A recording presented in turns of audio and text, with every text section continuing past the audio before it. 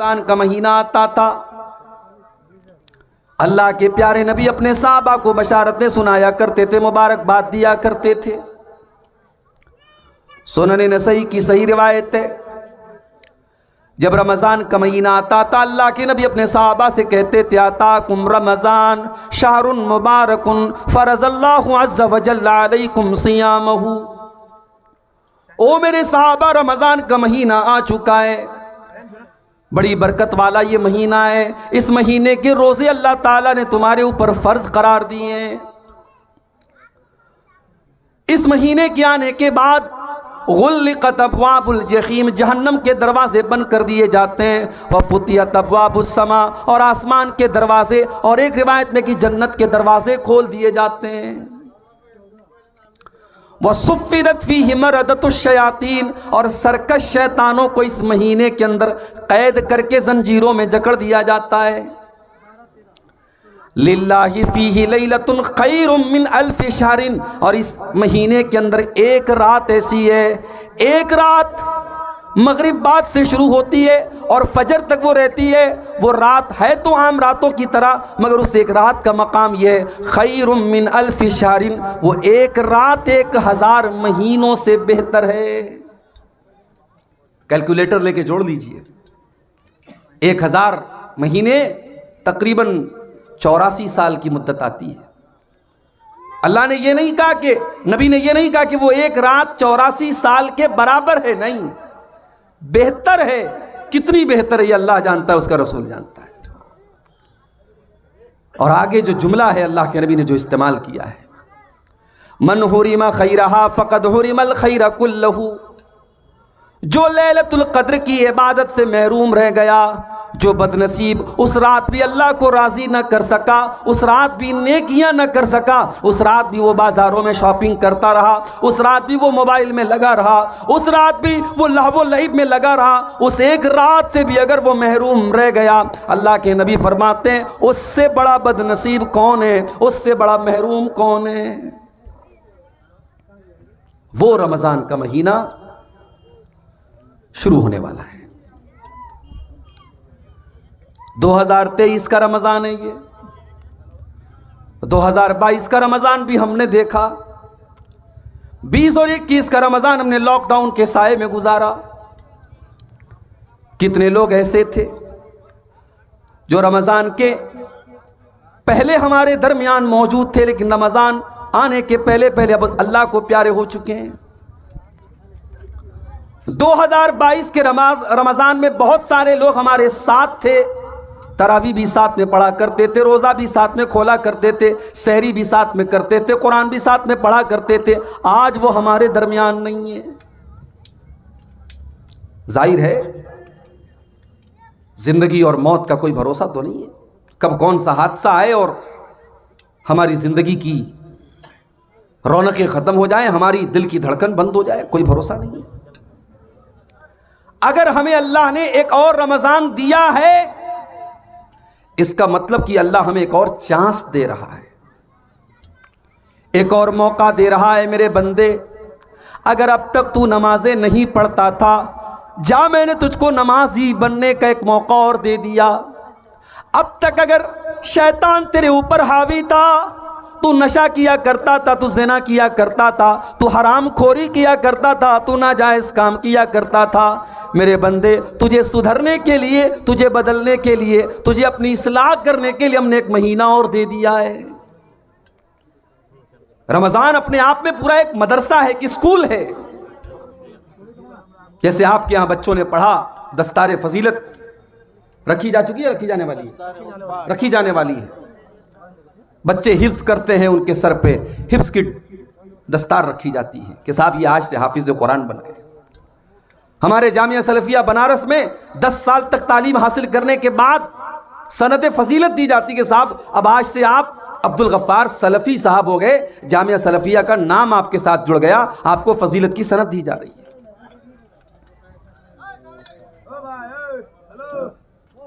मदरसों और यूनिवर्सिटीज में डिग्री दी जाती है। अभी कुछ दिनों पहले बनारस हिंदू यूनिवर्सिटी में बहुत बड़ा प्रोग्राम हुआ, लॉकडाउन में चूंकि कोई प्रोग्राम हो नहीं रहा था, तो लॉकडाउन के बाद पहला प्रोग्राम हुआ था जिसमें पहले के जितने लोगों को डिग्री मिली थी लॉकडाउन के पहले, उनकी डिग्री भी दी गई। उसमें मेरी डिग्री भी मुझे मिली, पीएचडी की डिग्री। तो उस प्रोग्राम को कहते हैं कॉन्वोकेशन का प्रोग्राम, जिसमें डिग्री बांटी जाती है। रमजान भी अपने आप में एक मदरसा है, एक स्कूल है, एक तरबियत गाह है। जब एक महीने का रमजान आप अच्छी तरीके से गुजार लेते हैं, अल्लाह कुरान करीम के दूसरे पारे में फरमाता है, या अय्युहल्लज़ीना आमनू कुतिबा अलैकुमुस्सियामु कमा कुतिबा अलल्लज़ीना मिन क़ब्लिकुम लअल्लकुम तत्तक़ून। ऐ ईमान वालो, तुम पर रोजे फर्ज करार दिए गए जिस तरीके से तुमसे पहले के लोगों पर फर्ज किए गए थे। यह मत समझना कि 12-14 घंटे भूखे रहने का हुक्म सिर्फ तुम्हें दिया गया है, तुमसे पहले की उम्मतों को भी रोजे का हुक्म दिया गया है। यह अलग बात है उन्होंने तरीका बदल डाला। हमारे गैर मुस्लिम भाइयों के यहाँ, हमारे बरादरान वतन भाइयों के यहाँ भी रोज़ा रखा जाता है, मगर उस रोज़े की हालत में वो अनाज नहीं खा सकते। कुछ ऐसा मसला है उनके यहाँ। कुछ ऐसे भी रोज़े रखे जाते हैं जहाँ आप खा तो सकते हैं लेकिन लिक्विड नहीं ले सकते, पानी नहीं ले सकते। लेकिन इस्लाम ने जो रोज़े का हुक्म दिया, उस रोज़े में आपके ऊपर बुनियादी तौर पर 3 चीज़ों को हराम करार दिया गया। कुछ खा नहीं सकते, कुछ पी नहीं सकते और बीवी के करीब नहीं जा सकते, बीवी से मुलाकात नहीं कर सकते। फरमाया कुतिबा अलैकुमुस्सियामु, तुम पर रोज़े फ़र्ज करार दिए गए जिस तरीके से तुमसे पहले के लोगों पर फ़र्ज करार दिए गए थे, लअल्लकुम तत्तकून। और ये रोज़े का हुक्म इसलिए दिया गया ताकि तुम मुत्तकी बन जाओ, तुम्हें तकवा की सर्टिफिकेट मिल जाए। 1 महीने का रोज़ा रखने के बाद तुम्हारे अंदर तकवा पैदा हो जाए, तुम मुत्तकी बन जाओ। रमज़ान हमें तकवा सिखाता है मेरे भाई। अप्रैल का महीना पड़ने वाला है, रमज़ान में जाहिर है सख्त गर्मी का मौसम रहता है। सुबह 4:30 बजे 4 बजे आपने सहरी खाई है, आपने जो भी खाया है जो भी पिया है सुबह 4 बजे आपने खाया पिया है। 12:30 बजे जोहर की अजान हो रही है, आपका हलक सूख करके कांटा हो चुका है और प्यास के मारे आपका बुरा हाल है। आप मस्जिद में आते हैं, वजू बनाने के लिए आपने अपने हाथों को धोया और हाथ धोने के बाद आपने कुल्ली करने के लिए अपने मुंह में पानी डाला। ठंडा ठंडा पानी आपके मुंह के अंदर गया, आपका हलक सूख करके कांटा हो रहा है। उस कुल्ली के पानी के अगर 2-4 कतरे आप अपने हलक के नीचे उतार लें, कोई देखने वाला नहीं है, कोई आपसे हिसाब लेने वाला नहीं है कि साहब आपने कुल्ली का पानी अपने हलक में क्यों डाला। लेकिन मेरे प्यारे भाइयों, हलक के अंदर, मुंह के अंदर उस पानी को डाल करके भी हम बाहर निकाल देते हैं, हम 1 कतरा भी अपने हलक के नीचे नहीं उतारते। यही तकवा है, यही तकवा है। प्यास लगी है हमें और आपको, प्यास से बुरा हाल है और पानी हमारे मुंह के अंदर जा रहा है, हमें पूरा मौका मिल रहा है कि हम पानी पी जाएं, मगर हम नहीं पीते क्योंकि अल्लाह देख रहा है। यही चीज है जिसका नाम तकवा है। रमजान के 1 महीने के रोजे हमें ये सबक देते हैं, ओ लोगो, तुम अल्लाह की धरती पर कोई गुनाह करने के पहले ये सोचते क्यों नहीं हो?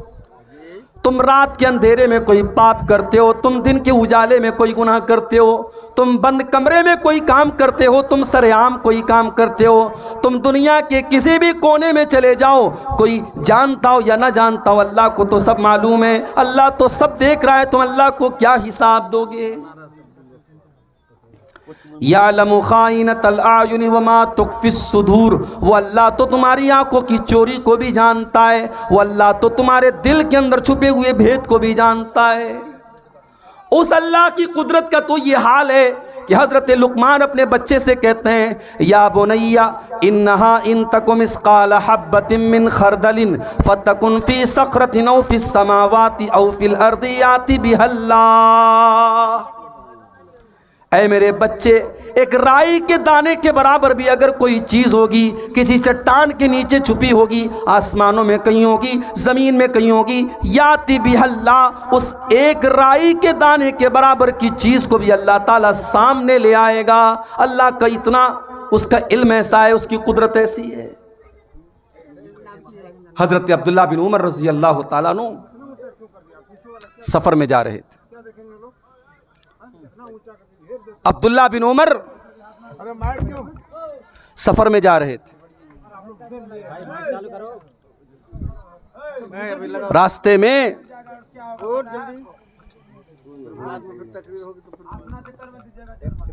हजरत अब्दुल्ला, माइक तो एकदम ठंडा हो गया, हो गया कैसे बैठ गया तो यार गिले का बस से दिला। अरे और डिस्टर्ब मत करो भाई, है नहीं क्या माइक वाला है। हजरत अब्दुल्ला बिन उमर, दीजिए, अब्दुल्ला बिन उमर रजी अल्लाह ताला अन्हु सफर पे जा रहे थे। तकवा क्या है जरा इसको देखिए, इस वाक्य को देखिए आप। रमजान हमें और आपको तकवा सिखाता है मेरे भाई।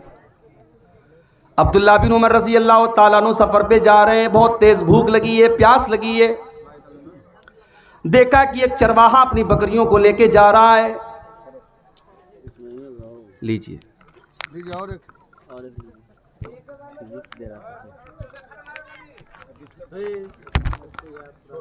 आप मत लगाइए, इस बार लिंक ले लीजिएगा, लिंक ले लीजिए और मत लगाइए, लिंक ले लीजिएगा आप लोग। अब आप गौर कीजिए, बकरा चरवाहा बकरियों को लेके जा रहा है। आप लोग इसको पीछे क्यों नहीं लगा दो, हाँ पीछे साइड। अब्दुल्ला बिन उमर रजी अल्लाह ताला अन्हु ने चरवाहा से कहा, इसको पीछे लगाना चाहिए। भाई मैं मुसाफिर हूँ, बहुत तेज मुझे प्यास लगी है, अपनी एक बकरी का दूध मुझे तू करके दे दो, मैं तुमको कीमत दे देता हूँ। चरवाहा बोला कि माफ कीजिएगा, ये बकरियां मेरी नहीं है, मेरा काम सिर्फ चराना है, मुझे इसकी सर्विस दी गई है, मैं आपको बकरियों का दूध नहीं दे सकता क्योंकि ये मेरी मिल्कियत नहीं है। आज हम और आपको शिकायत होती है ना कि सरकारी ऑफिसों में लोग रिश्वत लेते हैं, क्यों लेते हैं? करप्शन क्यों है? भ्रष्टाचार क्यों है? बदनुमानी क्यों है? सबकी बुनियाद यही है मेरे प्यारे भाइयों, तकवा नहीं है, अल्लाह का डर नहीं है। वह चरवाहा, उसने कोई डिग्री हासिल नहीं की है, कोई पढ़ा लिखा इंसान नहीं है वो, मगर उसे पता है कि सही क्या है और गलत क्या है। उसने कहा माफ कीजिए, मैं इन बकरियों का दूध आपको नहीं पिला सकता, मुझे इसकी अथॉरिटी हासिल नहीं है। अब्दुल्ला बिन उमर ने देखा एक चरवाहे के अंदर इतना अल्लाह का डर कैसे पैदा हो गया। आपने ऑफर किया उसको आजमाने के लिए, उसके तकवा का इम्तिहान लेने के लिए आपने एक ऑफर किया। आपने कहा अच्छा एक काम करो, तुम एक बकरी मुझे दे दो, मैं बकरी का दूध भी दूह लूँगा और ज़रूरत पड़ी तो मैं ज़बा करके उसका गोश्त भी खा जाऊँगा, और तुमको मैं पैसा भी दे देता हूँ, कीमत भी दे देता हूँ। अब तुम्हारा मालिक अगर सवाल करे तो तुम कह देना कि रास्ते में भेड़िया आया था और एक बकरी को लेके चला गया, तुम्हारा मालिक भी खामोश हो जाएगा, तुम्हारा भी फ़ायदा मेरा भी फ़ायदा। ये ऑफ़र पेश किया अब्दुल्ला बिन उमर रज़ी अल्लाह ताला अन्हु ने। अब ज़रा रिवायत के अल्फाज सुनिएगा। इब्न कसीर अल-बिदाया व निहाया में और इब्न साद तबक़ात में इस वाक़े को नकल करते हैं कि वो चरवाहा अब्दुल्ला बिन उमर से कहता है कि ठीक है, बहुत अच्छा ऑफ़र आपने पेश किया, मुझे पैसे मिल गए, आपको बकरी मिल गई, मालिक को मैंने खामोश कर दिया, सारी बातें आपकी बिल्कुल सही हैं, मगर मुझे सिर्फ एक सवाल का जवाब दे दीजिए, फ़अय्न अल्लाह। मालिक तो मेरा मुतमईन हो गया, आप भी खुश हो गए, मैं भी खुश हो गया, लेकिन अल्लाह ताला को मैं क्या जवाब दूंगा, मैं अल्लाह को क्या हिसाब दूंगा? कल क़यामत के दिन अल्लाह की बारगाह में जब पूछा जाएगा तूने अपने मालिक के साथ खयानत क्यों की, तूने अपने मालिक के साथ बेईमानी क्यों की, तूने अपने मालिक की बकरी दूसरे को क्यों दी, मुझे बता दीजिए, मैं अल्लाह को क्या जवाब दूंगा? ओ लोगो, अब्दुल्ला बिन उमर की आंखों से आंसू आ गए। एक देहाती चरवाहे के अंदर, एक मामूली से चरवाहे के अंदर अल्लाह का इतना डर मौजूद है। उस मालिक उस चरवाहे के मालिक का पता लगाया, इसका मालिक कौन है, और मदीना के अंदर आकर के उसकी कीमत अदा करके उसको आज़ाद करवाया। और जब उसको आज़ाद करवाया तो अब्दुल्ला बिन उमर ने उस गुलाम से कहा, उस चरवाहे से कहा कि आज तेरे इस एक जुमले ने तुझे दुनिया की गुलामी से बचा लिया, और मुझे उम्मीद है कि क़यामत के दिन जहन्नम की आग से भी तुझे ये जुमला बचाएगा। फ़अैन अल्लाह, अल्लाह को क्या जवाब दूंगा, अल्लाह को क्या हिसाब दूंगा। रमज़ान का महीना यही ट्रेनिंग हमें देता है मेरे प्यारे साथी। और बड़े बदनसीब हैं वो लोग जो भूखे और प्यासे रहने का मतलब समझते हैं रमज़ान का महीना। बहुत सारे लोगों को समझ में आता है रमज़ान का मतलब भूखे रहना है, प्यासे रहना। माफ़ कीजिए, हमारे भूखे रहने से अल्लाह को कोई फ़ायदा नहीं, न हमारे प्यासे रहने से अल्लाह को कोई फ़ायदा नहीं। वो तो मेडिकल साइंस भी कहती है कि रोज़ा हम अपने फ़ायदे के लिए रखते हैं, उसमें हमारा फ़ायदा है, उसमें अल्लाह का नऊज़ुबिल्लाह कोई फ़ायदा नहीं है। लेकिन अगर हम रमज़ान के महीने में रोज़ा रख करके भी झूठ बोल रहे हैं, रमज़ान के महीने में रोज़ा रख करके भी हम गीबत कर रहे हैं, चुगली कर रहे हैं, लोगों की इज्जत व आबरू पर हमला कर रहे हैं, तो माफ़ कीजिए, हमें और आपको भूखे प्यासे रहने का कोई मतलब नहीं है। अल्लाह के प्यारे नबी फरमाते, मल्लम यदा कौल ज़ूरी वल अमल बिही, जो रोज़ा रख करके, जो 15-15 घंटे भूखे और प्यासे रह करके भी झूठ बोलता हो, गलत काम करता हो, गलत बातें मुंह से निकालता हो, फलैसा लिल्लाहि हाजतुन अन यदा तामहु व शराबहु, अल्लाह को कोई ज़रूरत नहीं है वो अपना खाना छोड़ दे, अपना पानी छोड़ दे, उसके भूखे प्यासे रहने से अल्लाह को कोई फ़ायदा नहीं है। एक और हदीस में अल्लाह के नबी फरमाते हैं, कम मिन साइमिन लैसा लहू मिन सियामिही इल्लल जू, कितने रोज़ेदार ऐसे हैं कि रोज़ा रखने के बावजूद उनके नाम आमाल में एक रोज़ा भी नहीं लिखा जाता, भूख और प्यास के अलावा उनको कुछ भी नसीब नहीं होता। व कम मिन काइमिन लैसा लहू मिन क़ियामिही इल्ला सहर, और कितने रातों को जाग जाग करके इबादत करने वाले लोग हैं, उनके नाम आमाल में एक रात की तहज्जुद या एक रात की तरावी भी नहीं लिखी जाती, उनके नाम आमाल में सिर्फ रात को जागना लिखा होता है। तो रमजान में अपनी नीयत को दुरुस्त कर लो मेरे भाई। और अपने नौजवान साथियों से एक बात कहना चाहूंगा, हो सके, पॉसिबल है अगर हम और आप चाहें तो, हो सके तो एक महीना थोड़ा मोबाइल से दूरी बना के रखो। इस मोबाइल ने, अल्लाह की कसम खा के कहता हूं, इस मोबाइल ने आज हमारी नेकियों को बर्बाद कर दिया है, हाजियों के हज बर्बाद कर दिया है, उम्रे करने वालों के उम्रे बर्बाद कर दिया है, सदका खैरात करने वालों के सदका खैरात को इस मोबाइल ने आज बर्बाद कर दिया है। आप पूछेंगे वो कैसे?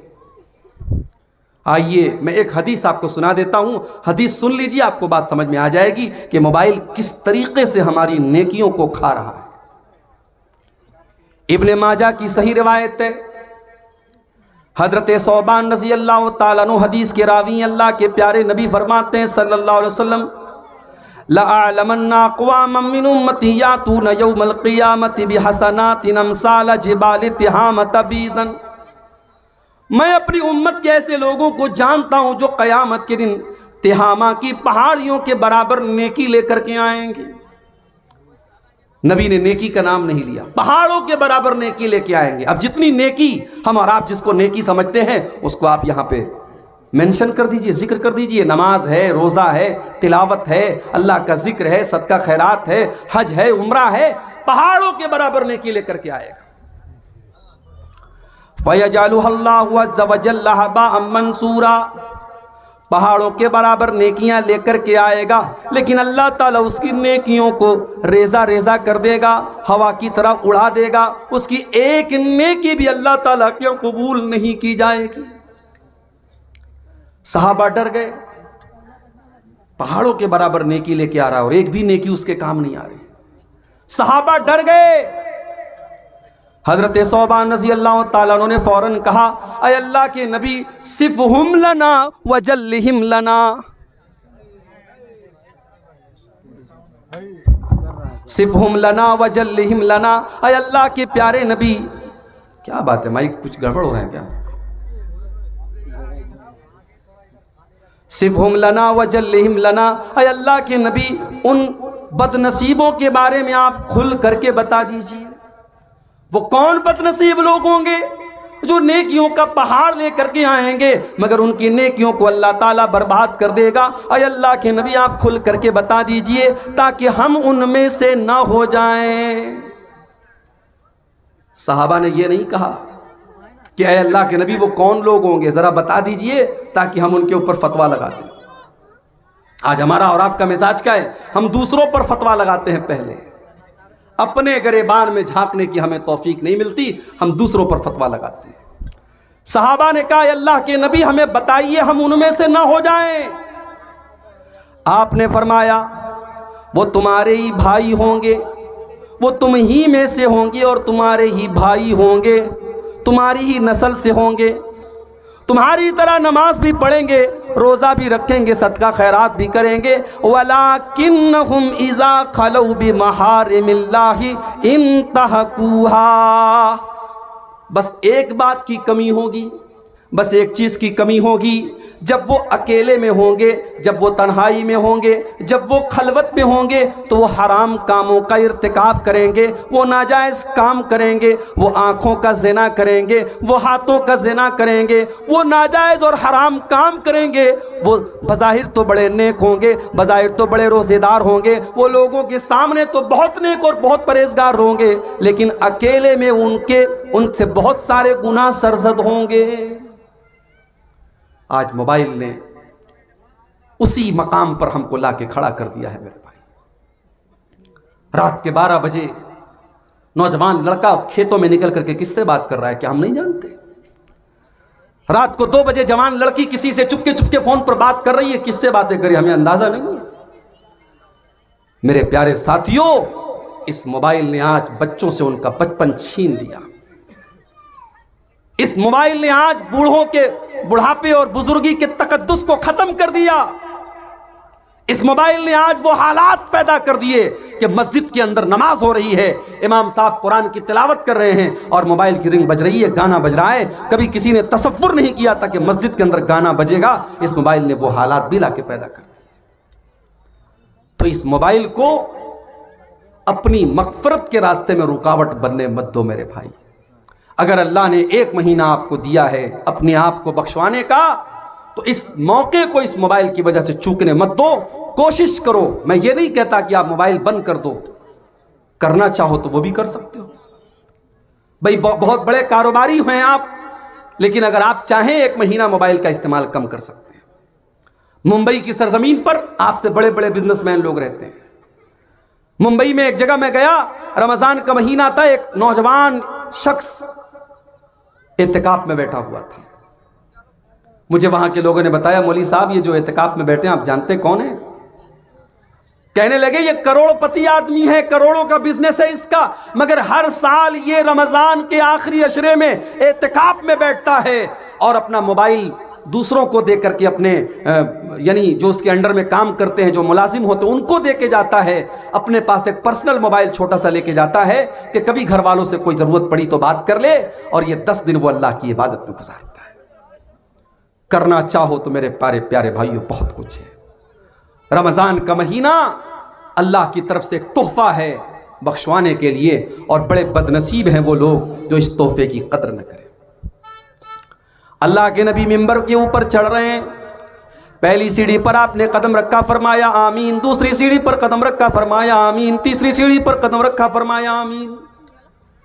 सही तरगीब व तरहीब की रिवायत है, आपने मिंबर की 3 सीढ़ियों पर कदम रख करके आमीन कहा। साहबा को बड़ी हैरत हुई, अरे अल्लाह के नबी क्या बात है, आपने बार बार आज आमीन क्यों कहा? आपने फरमाया जब मैंने मिंबर की पहली सीढ़ी पर कदम रखा, जिब्रील अमीन ने बद्दुआ की, रगीमा अनफु रजुलिन अदरक रमज़ान फलम युगफर लहू। उस इंसान के लिए बर्बादी हो जिसने रमज़ान का महीना तो पाया मगर अपनी बख्शिश न करवा सका। रमज़ान का महीना मिला और उसकी बख्शिश ना हो सकी, बर्बादी हो उस इंसान के लिए। जिब्रील ने बद्दुआ की, मैंने आमीन कहा। दूसरी सीढ़ी पर कदम रखा, जिब्रील अमीन ने बद्दुआ की, रगीमा अनफु रजुलिन अदरकल अदरक इंदहुल किबरा वालिदाहु, उसके वालिदैन बुढ़ापे को पहुंच गए, उसने अपने माँ बाप को बुढ़ापे की हालत में पाया। फलम युगफर लहू, और अपनी बख्शिश न करवा सका। माँ बाप उसको बुढ़ापे में मिले, उनकी खिदमत करके अपने आप को जन्नत का हकदार न कर सका। उस बदनसीब इंसान के लिए बर्बादी हो। जिब्रील ने बद्दुआ की और प्यारे नबी ने आमीन कही। और मिंबर की तीसरी सीढ़ी पर जब आपने कदम रखा, कहा कि जिब्रील ने बद्दुआ की, रगीम अनफु रजुलिन ज़ुकिरतु इंदहु फलम युसल्ली अलैया, बर्बादी हो उस इंसान के लिए जिसके सामने उसके प्यारे नबी जनाब मुहम्मदुर रसूलुल्लाह सल्लल्लाहु अलैहि वसल्लम का नाम लिया गया और उसने दरूद नहीं पढ़ा, कम से कम सल्लल्लाहु अलैहि वसल्लम तक उसने नहीं पढ़ा, उसके लिए भी आपने बर्बादी की बद्दुआ की। आपके गांव में जब मैं आया, मैंने ईदगाह की नज़र आई, मैंने लोगों से पूछा, माशाअल्लाह बड़ी अच्छी ईदगाह है। लोगों ने बताया ईदगाह तो बहुत अच्छी है मौलवी साहब, लेकिन हमारे यहाँ औरतों के लिए अरेंजमेंट नहीं है।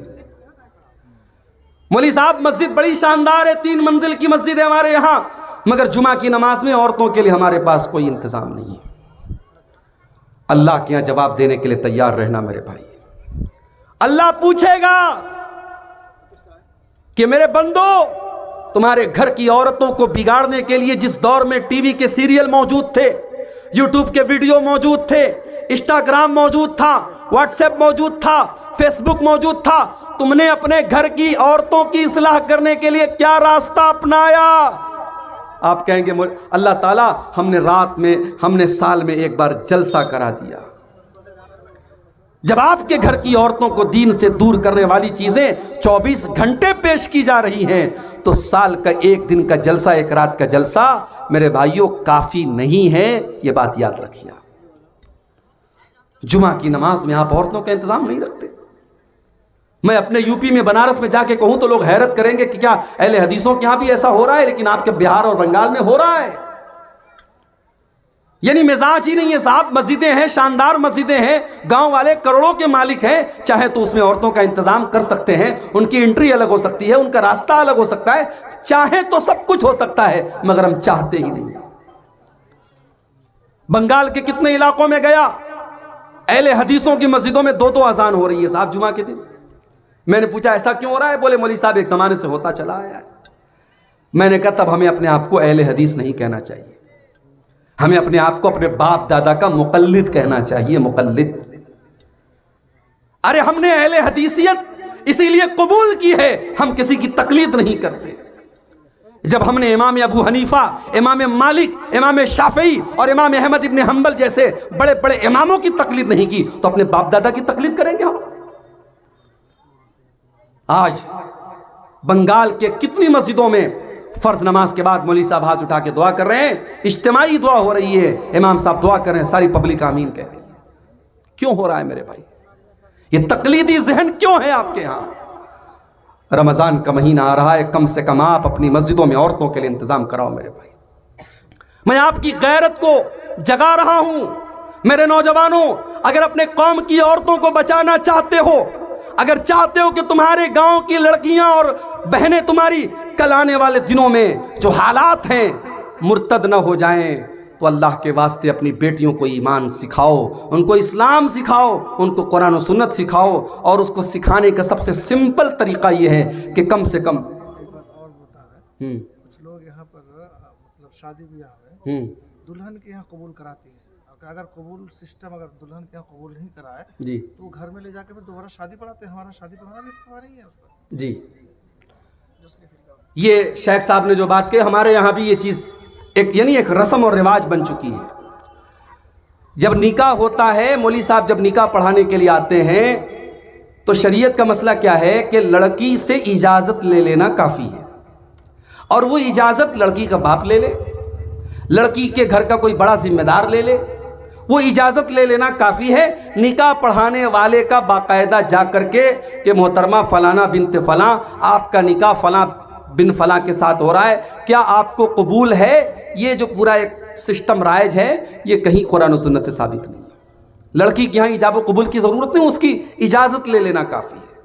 मगर हमारे यहाँ साहब यानी इतना इसको रिवाज की अहमियत दे दी गई कि शेख साहब ने बताया अगर कहीं इस तरीके से लड़की के यहाँ अगर इजाब कबूल नहीं होता है तो निकाह को अधूरा माना जाता है। अलग से उसका निकाह कराया जाता है कि साहब हमारा निकाह अधूरा हो गया। मैं खुद निकाह पढ़ाने जाता हूं, 3 बार इजाब व कबूल कराने का हमारे यहाँ रिवाज है। अगर मैंने एक बार करा दिया तो साहब पीछे से आवाजें आने लगती, मौलवी साहब थोड़ा 1-2 बार और करा दीजिए। मैंने कहा अरे दूल्हे ने बोल दिया, आप सबने सुन लिया, मैं बहरा नहीं, आप बहरे नहीं, जरूरत क्या है। लेकिन रिवाज है, हमने रिवाजों को अपनी गर्दन पे टांग के रखा है। कहा है कि चीज अपनाने के लिए एक बार ही काफी है, लेकिन तोड़ने के लिए 3 बार करनी पड़ती है जी। तो रस्म रिवाज जो आपने लाद के रखे हैं उनको हटाइए मेरे भाई। आज यूपी के गाजीपुर के इलाके में गांव है, 12 गांव, कभी आपको मौका मिले तो जरूर जाइएगा। पूरा गांव अहले हदीस का गांव है, पूरा गांव पढ़े लिखों का गांव है। पुलिस में और आर्मी की सर्विस में वहां 70% लोग आपको मिल जाएंगे, पढ़े लिखे लोगों का गांव है। मगर अहले हदीस का घर है, मुसलमान का घर है। शादी हो रही है साहब, सुहाग की जो चीजें जाती हैं, शादी के मौके पर जो चीजें जाती हैं, उसमें सिंदूर भी जाता है औरत के मांग में भरने के। उसमें गैर मुस्लिमों की बहुत सारी रस्म रिवाज की चीजें भी जाती हैं। दुल्हन जब घर में आती है पहली बार तो कोई छोटा सा बच्चा उसकी गोद में दिया जाता है कि साहब ये बच्चे को गोद ले लेगी तो इसकी भी गोद भराई होगी, इसको भी अल्लाह ताला आगे चल के बेटा देगा। मंगलसूत्र भी भेजते हैं, मंगलसूत्र भेजा जाता है, उसको भी सुहाग की एक निशानी माना जाता है। इस्लाम के अंदर सुहाग की कोई निशानी नहीं, माफ कीजिए। शादीशुदा औरत के लिए उसके बदन में कोई निशानी नहीं है कि इस्लाम ने कहा कि हाँ ये शादीशुदा होने की औरत की अलामत है। हाँ, बस एक पहचान है कि जो शादीशुदा औरत रहेगी वो अपने शौहर के लिए सजेगी संवरेगी, उसको उसके सजने संवरने का हुक्म दिया गया। बाकी ये मंगलसूत्र और ये सिंदूर, ये तमाम की तमाम मुशरिकाना चीज़ें हैं, गैर मुस्लिमों की रस्में हैं, इस्लाम का उससे कोई ताल्लुक नहीं। बाकायदा एक दिन हल्दी हो रही है, हल्दी वाले दिन सारे दुल्हन के घर की लड़कियां हल्दी कलर का कपड़ा पहनती हैं। एक दिन मेहंदी की रस्म हो रही है, सारे घर की औरतें मेहंदी कलर का कपड़ा पहनती हैं। ये रस्म और रिवाज इन्होंने आज हालात ये पहुंचाए हैं कि गरीब बेचारा अपनी लड़की की शादी करने के पहले 1000 बार सोचता है, मैं कहां से इंतजाम करूंगा साहब, मैं कहां से 100-200 लोगों को खाना खिलाऊंगा, मैं कहां से अपनी बेटी को इतने जोड़े कपड़े दूंगा, इतना जेवर दूंगा। आज गरीब के लिए चैलेंज बनता चला जा रहा है। मेरे प्यारे साथियों, अल्लाह के नबी इस दुनिया में रस्म और रिवाज को तोड़ने के लिए आए थे। कुरान कहता है वयज़अन्हुम इस्रहुम वलगलाल लती कानत अलैहिम, मेरा नबी तुमको रस्म रिवाज की बेड़ियों से आज़ाद करने के लिए आया है। मेरे नबी तुमको रस्म रिवाज से आज़ाद करने के लिए आए हैं। मेरे प्यारे साथियों, उस नबी का कलमा अगर हम और आप पढ़ते हैं तो अपने आप को इन रस्म रिवाज से आज़ाद करें और अपने घर की औरतों को भी इसके लिए तैयार करें। और इसके लिए आपको अपने घर की औरतों पर मेहनत करनी पड़ेगी। कम से कम आप जुमा की नमाज में और ईदैन की नमाज में बिल्कुल आप इंतज़ाम कीजिए औरतों का। और हमारे शमीम भाई हैं और हमारे गांव की और सारे लोग जिनको भी अल्लाह ने नवाजा है, मैं सबसे गुजारिश करूंगा कि इस साल आने वाली ईद पर मैं फ़ोन करके पूछूंगा कि आपके गांव की ईदगाह में औरतों का इंतज़ाम हुआ कि नहीं हुआ। और मैं इस उम्मीद के साथ यहां से जाऊंगा कि इंशाअल्लाह आप इसका इंतज़ाम करेंगे इंशाअल्लाह। मेरे भाइयों, रमज़ान का महीना जिस तरीके से आपके लिए तोहफ़ा है, औरतों के लिए भी तोहफ़ा है। हमारे यहाँ क्या होता है साहब, रमज़ान का महीना आया, हमने औरतों को किचन में झोंक दिया, तुझे ये बनाना है, तुझे वो बनाना है, तुझे वो बनाना है। जो आइटम साल के 11 महीने नहीं खाए जाते वो रमज़ान में खाए जाते हैं। और बड़े फ़ख्र से लोग कहते हैं मौलवी साहब मेरी बीवी तो ये बना के खिलाती है, ये बना के खिलाती है। अरे अल्लाह के बंदे, ये एक महीना खाने पीने का महीना नहीं है, ये एक महीना इबादत का महीना है। अपने घर की औरतों को भी आप मौका दीजिए। रमज़ान का जब आखिरी अशरा आता था, जब आखिरी 10 दिन आते थे, अम्मा आयशा फरमाती हैं अल्लाह के प्यारे नबी रात रात भर जागते थे, अपने घर वालों को जगाते थे, अपनी बीवियों को जगाते थे और अपनी कमर कस लेते थे, अपने घर वालों से अलग रहते थे और आखिरी 10 दिन इबादत में गुजारा करते थे। तो औरतों को भी आप शामिल कीजिए और हो सके तो सोशल मीडिया से दूर रहिए और कुरान को वक्त दीजिए। मेरे भाई, अल्लाह ने साल के 12 महीनों में कुरान को नाजिल करने के लिए रमज़ान को क्यों चुना? शाहरु रमज़ान अल्लज़ी उन्ज़िला फ़ीहिल कुरान, रमज़ान का महीना वो है जिसमें कुरान को उतारा गया। हुदल लिन्नास, ये कुरान सारी मानवता को रास्ता दिखाता है। बय्यिनातिम मिनल हुदा वल फुरकान, इस कुरान के अंदर ऐसी आयतें हैं जो हक़ और बातिल को खोल खोल के बयान करती हैं। हमने रमज़ान को तबर्रुक की किताब बना लिया, हमने कुरान को पढ़ करके दम करने की किताब बना लिया। कुरान तो दिल की बीमारियों के लिए शिफा है, कुरान तो हिदायत की किताब है। कम से कम रमज़ान में आप इस कुरान पर गौर कीजिए मेरे भाइयों, इस कुरान को पढ़ करके समझ करके पढ़ने की कोशिश कीजिए। और एक बात याद रखिए, जब आप कुरान की तिलावत करेंगे उसकी खैर व बरकत आप अपने जिस्म के ऊपर भी महसूस करेंगे, अपने मिजाज के ऊपर भी महसूस करेंगे।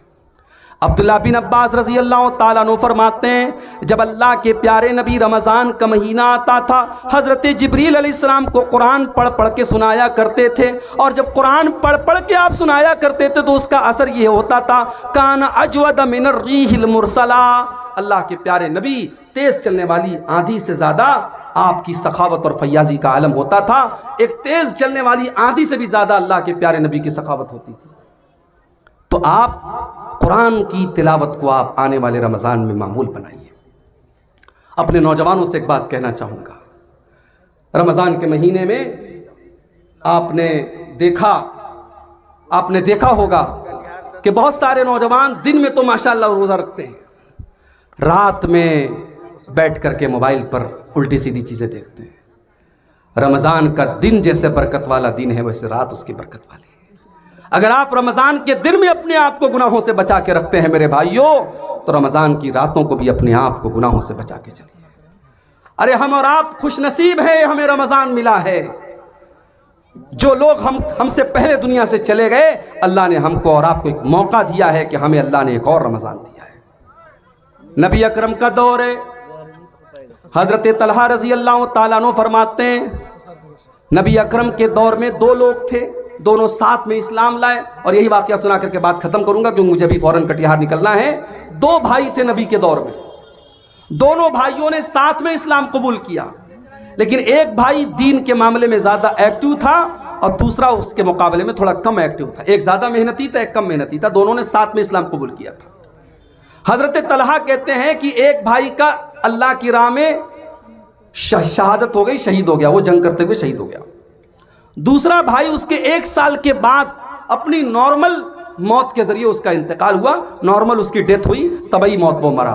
एक अल्लाह की राह में शहीद हो रहा है जो मेहनती था, जो थोड़ा कम मेहनती था वो 1 साल के बाद अपनी नॉर्मल मौत के ज़रिए उसका इंतकाल होता है। बड़े गौर से सुनिएगा, इस वाक़े के ज़रिए मैं ये साबित करूँगा कि हम और आप खुश नसीब है कि हमें एक और रमज़ान मिला है। जब दोनों लोगों का इंतकाल हो गया, हज़रत तलहा रज़ी अल्लाह ताला अन्हु फरमाते हैं कि मैंने ख्वाब देखा, ख्वाब में मैंने देखा कि जन्नत से एक फरिश्ता निकला और उसने उन दोनों भाइयों में से जिस भाई का इंतकाल बाद में हुआ था उसको पहले वो जन्नत में लेके गया, उसके बाद वो फिर वापस आया और जिसका इंतकाल पहले हुआ था, जो दीन के मामले में मेहनती था, जो अल्लाह की राह में शहीद हुआ था, उसको वो बाद में जन्नत में लेके गया। और फिर वो फरिश्ता मेरे पास आया और मुझसे कहा कि तेरे अभी जन्नत में जाने का टाइम नहीं आया है। उसके बाद हज़रत तलहा कहते मेरी नींद खुल गई। अब जब मैंने अपना ये ख्वाब सहाबा के सामने बयान किया तो सहाबा को बड़ी हैरत हुई कि ऐसा कैसे हो सकता है, अल्लाह की राह में शहीद होने वाला और अल्लाह के दीन के लिए ज़्यादा मेहनत करने वाला इंसान बाद में जन्नत में जा रहा है, और जो उसके मुकाबले में कम मेहनत करता था और जिसका इंतकाल भी नॉर्मल तरीके से हुआ है वो पहले जन्नत में जा रहा है। ये बात सहाबा ने कहा हमको समझ में नहीं आ रही। जब ये मामला अल्लाह के प्यारे नबी जनाब मोहम्मद रसूलुल्लाह सल्लल्लाहु अलैहि वसल्लम के सामने आया, आपने फरमाया कि क्या तुम्हें ताज्जुब हो रहा है तलहा के ख्वाब के ऊपर? सहाबा ने कहा ताज्जुब हो रहा है। आपने फरमाया जिसका इंतकाल 1 साल बाद हुआ था, अलैसा क़द सल्ला फी सनती कज़ा व कज़ा, क्या उसके नाम आमाल में 1 साल की नमाजें और ज़्यादा नहीं बढ़ गईं? हाँ अल्लाह के नबी बात तो सही है, 1 साल बाद अगर उसका इंतकाल हुआ है तो 1 साल की नमाजें उसके नाम आमाल में और लिख दी गईं। आपने फरमाया अलैसा क़द अदरक रमज़ान, क्या उसको जिसका इंतकाल 1 साल बाद में हुआ है, क्या उसकी ज़िंदगी में 1 रमज़ान का महीना और नहीं मिल गया? हाँ 1 रमज़ान का महीना और मिल गया। क्या उसने 1 रमज़ान के महीने के रोज़े नहीं रखे? हाँ अल्लाह के नबी उसने 1 रमज़ान के रोज़े भी रखे, उसने तरावी भी पढ़ी, उसने नेकियां भी की। आपने फरमाया फ़कान मा बैनहुमा अबअदु मिम्मा बैनल अर्ज़ि वस्समा। आपने फरमाया जब उसको 1 साल का रमज़ान और मिल गया, 1 महीने के रोज़े और मिल गए, 1 साल की नेकियां और मिल गईं, तो कान खोल करके सुन लो मेरे सहाबा, उन दोनों के मकाम और मर्तबे के दरमियान उतनी दूरी पैदा हो गई कि ज़मीन व आसमान के बीच की जो दूरी है उससे भी ज़्यादा दूरी पैदा हो गई। ये है हमारा और आपका की खुशनसीबी कि अल्लाह ने हमें और आपको एक रमज़ान का महीना और दिया है। अब ये हमारे और आपके ऊपर डिपेंड करता है मेरे भाइयों कि हम इस महीने को कैसे गुजारते हैं। आइए आज के प्रोग्राम में हम बहुत सारी तकरीरें सुनेंगे। मेरी मजबूरी है, मैं जा रहा हूँ, प्रोग्राम अभी आपका और चलेगा, लेकिन मैं आपसे एक अहद लेना चाहता हूँ। जितने हमारे भाई और बहन जितने लोगों के कानों तक मेरी आवाज़ जा रही है, आइए हम इस बात का अहद करें और यहाँ से ये अज़्म लेकर के हम यहाँ से इंशाअल्लाह हम जाएंगे कि हमारा ये रमज़ान हमारी ज़िंदगी का सबसे बेहतरीन रमज़ान बनेगा इंशाअल्लाह। मेरे भाइयों, इस बात की कोई गारंटी नहीं है कि हम इसके बाद रमज़ान कोई पा सकेंगे कि नहीं, ये रमज़ान भी पूरा हमें मिलेगा कि नहीं, कोई गारंटी नहीं है मेरे भाई।